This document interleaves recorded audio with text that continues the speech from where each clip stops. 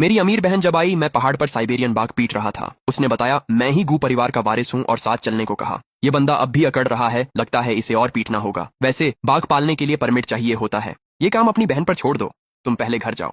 मैंने मान लिया और पहले ही निकल पड़ा। जब मैं गू हवेली पहुंचा तो मैंने नकली छोटे मालिक और अपने छोटे भाई को बात करते सुना। मैंने सुना है कि वह सच में बहुत खतरनाक जानवर है। कहीं वह जंगली सुअर तो नहीं है? अगर कोई जंगली सुअर घर ले आए तो गू परिवार की इज्जत कहाँ जाएगी? तुम्हें स्कूल में भी सब चिढ़ाएंगे कि तुम्हारा भाई जंगली सुअर है। मेरा अमीर छोटा भाई सिर्फ 5 साल का था, लेकिन उसने मुझे जोर से धक्का दिया। दूर हो जा गंवार, मुझे जंगली सुअर जैसा भाई नहीं चाहिए। साइबेरियन बाघ को जंगली सुअर कह रहे हो?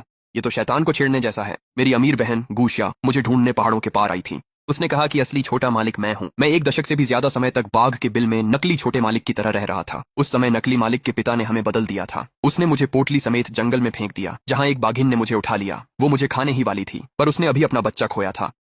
मेरा रोना सुनकर उसका दिल पिघल गया और उसने मुझे दूध पिलाया। मैं बड़े चाव से दूध पी रहा था। मादा बाघिन का चेहरा ममतामयी हो गया।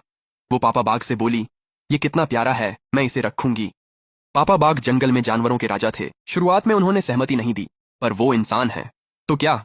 मेरा दूध पीकर वो मेरा बच्चा बना। यूं मैं शेर के परिवार का हिस्सा बन गया। कुछ साल बाद वहां एक और शरारती बच्चा आया। जंगल के हर जानवर उससे डरता था। सिर्फ जब मैं उसे हरा देता तभी वो चुप होता था। एक बार उसने पंजे से हल्का सा मारा और मेरी बांग से खून निकलने लगा। वो इतना डर गया कि फिर कभी मुझे छुआ नहीं और मेरा नाम क्रिस्पी भैया रख दिया। मैंने अपने बाघ भाई का नाम बीनबन रख दिया। अगर वो शरारत करता है तो मैं उसे पंचिंग बैग की तरह पीट देता हूँ। 3 साल पहले मामा और पापा बाघ एक के बाद एक चल बसे और अब सिर्फ मैं और बीनबन ही एक दूसरे के सहारे रह गए हैं।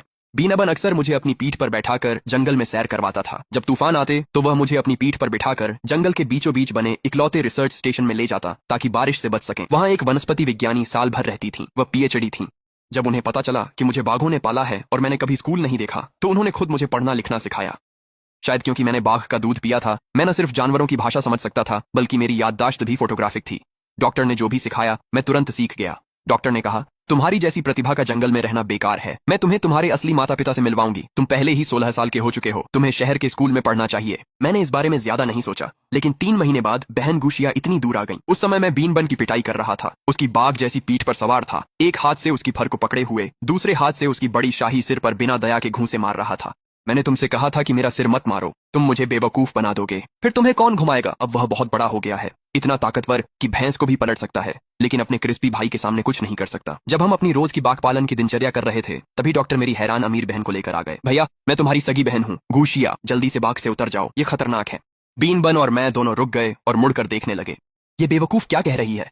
समझ में नहीं आया। मैंने बीनबन के सिर पर थपकी दी ताकि वह शांत हो जाए, फिर उसकी पीठ से कूद गया। डॉक्टर ने मुझसे कहा, डीएनए टेस्ट हो गया है, वह सच में तुम्हारी